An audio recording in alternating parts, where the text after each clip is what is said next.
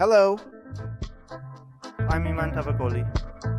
Just as I taught you how to create a mineral water bottle in the previous session, in this session I want to show you how to place a chip in a 3D state and design it. If you're new to my channel, please like, subscribe and hit the bell icon.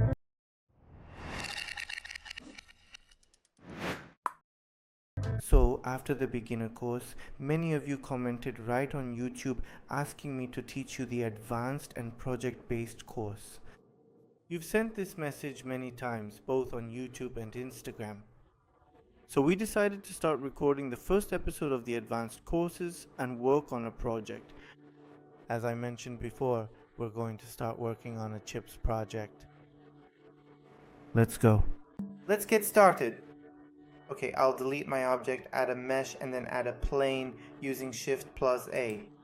I'll place it at the negative Y angle, rotate it 90 degrees on the X-axis, and confirm. Now I'll press S to scale it up, then S to scale it from this side, and SX to scale it from this side as well. First I'll go into edit mode, and then I'll carefully add a new loop cut to the mesh right here. I'll come over here.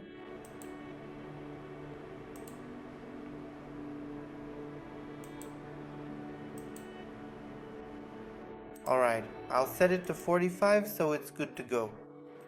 I'll add a loop cut to this side as well. I'll set this one to 45 too. You can set it to 50 as well, it doesn't make any difference. So first I go into object mode within the Blender interface, and in the add modifier section found under the generate category, we are going to locate and select the Solidify modifier, okay?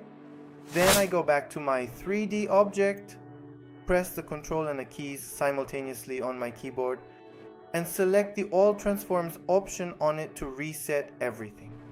Next I simply click the apply button right here in the menu, so that it merges all the geometry together for me perfectly. Alright, that looks good. Okay, now let's slowly move on to the next step. Okay, let me first go ahead and carefully select the specific row of faces here. You can choose to select anywhere between 2 or 3 of them at a time. For this example, I am going to select 3 from the very top and then another 3 from the bottom section. To select the ones at the bottom, I held down Shift. These things in the beginner courses, as I mentioned in the introduction, if you don't remember the basics, I definitely recommend that before watching this video, you watch the introductory course videos. Alright, let's go to the data section and assign it to the group. Okay, it's been assigned. Alright, once that is done, we can navigate over to object mode. In the physics section, specifically under the cloth settings or within the fabric properties section, I am going to go down to the pressure part and enable the checkbox to activate it. From here, you can manually set the value to anywhere between 1.5 and 3.0. Okay, I select shape.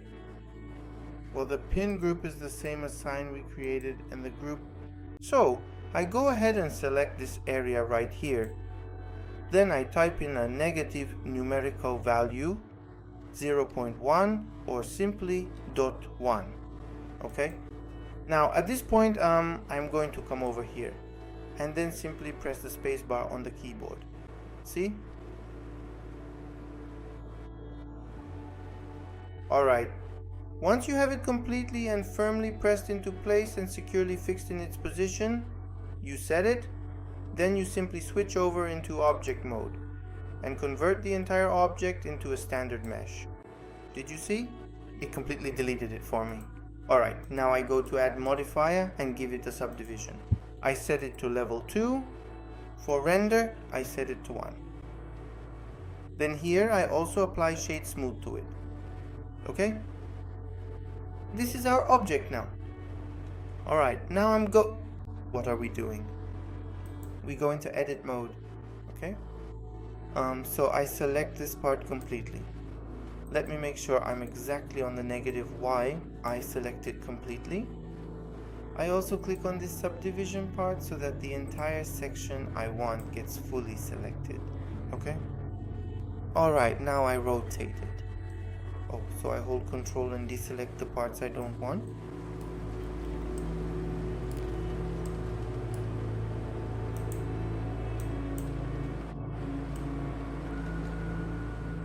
I also hold Shift and select these areas again. Sometimes these specific kinds of technical issues tend to happen during the selection process. You should remember that holding the Control key deselects items, while holding the Shift key selects them instead. Again, I hold Shift. I'm going to select this part. Okay? Alright, my entire work has been selected. Now take a close look at it. Okay. Again, I press Y-P on the keyboard and selection turned this into a layer for me. You see? Alright, I set the top plane to front. I click on the other one too. I turned it off, then I turn it on.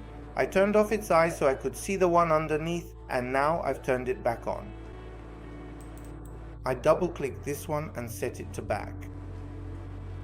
Okay? Alright, now look, I'm going into object mode. I have exactly 2 frames. Okay. Alright, let's move on to the next part. Shadings. Now for example, I'm at the negative Y angle. First I select this. First, I am going to navigate over to the Shading Workspace tab at the top, and then I will click on the button to create a brand new material. From this menu, I am going to search for a texture node and specifically select the image texture option to add it to my node tree. So first of all, in order to properly apply my custom texture, before doing this, I downloaded a specific chip file. Let me bring it and show you.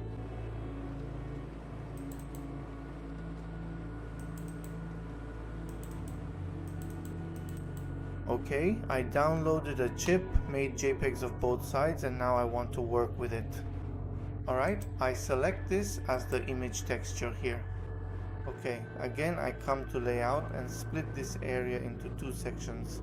I'm doing this. I'll say it, okay, I'm going into UV editing. First, select with the A key. Then I press U. I come here in the project from view section. Okay. Alright, I'm going to select it. Then in UV edit, I will scale it up to be much bigger. Okay. S and Y. S. X.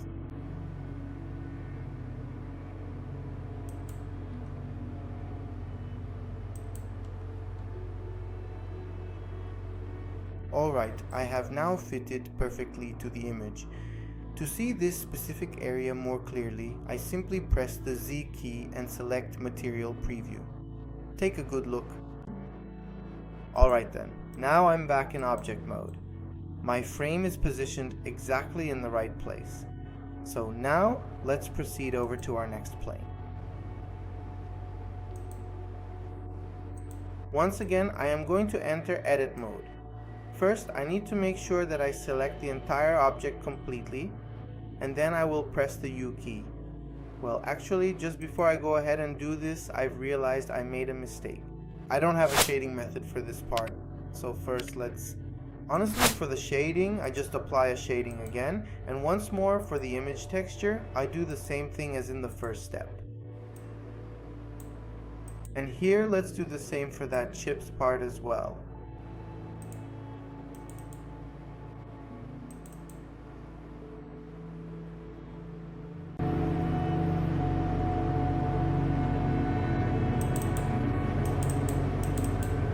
Okay, I select this part and place it there. I go back to UV edit again, okay? Alright, I press A to select, then U project from view, okay?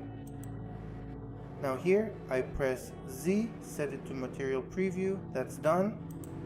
Alright, I am going to select this entire area completely, and then I will enlarge it once again. I press S, and then Y to scale it. And now I will use a bit of S and X as well, so I can stretch it out further.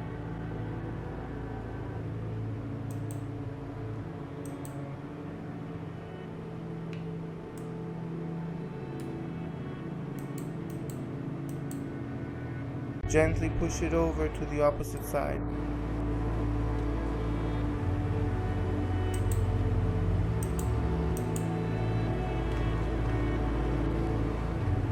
Starting with just a little bit of S, well, now you really find yourself in a position where you absolutely need to sit down and carefully adjust every single one of these settings properly to ensure that everything is functioning perfectly and is completely okay for your needs. Then you can go ahead and render the output from it.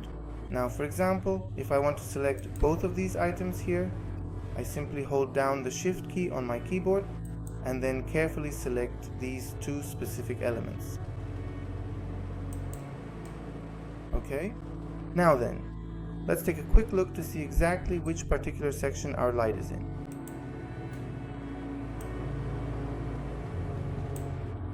I can also use Shift plus D again to, I'll add the RDD to it. I go to the render section.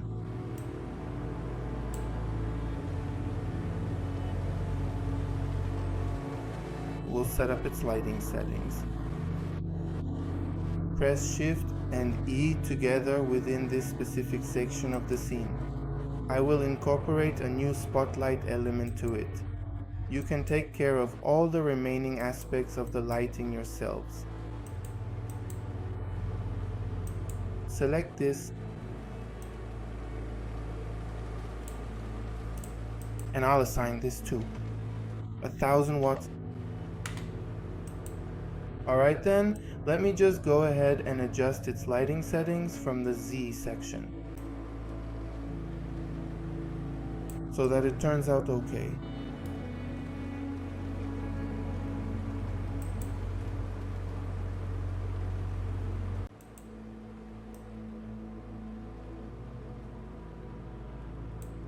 Alright, I won't show you the lighting setups anymore.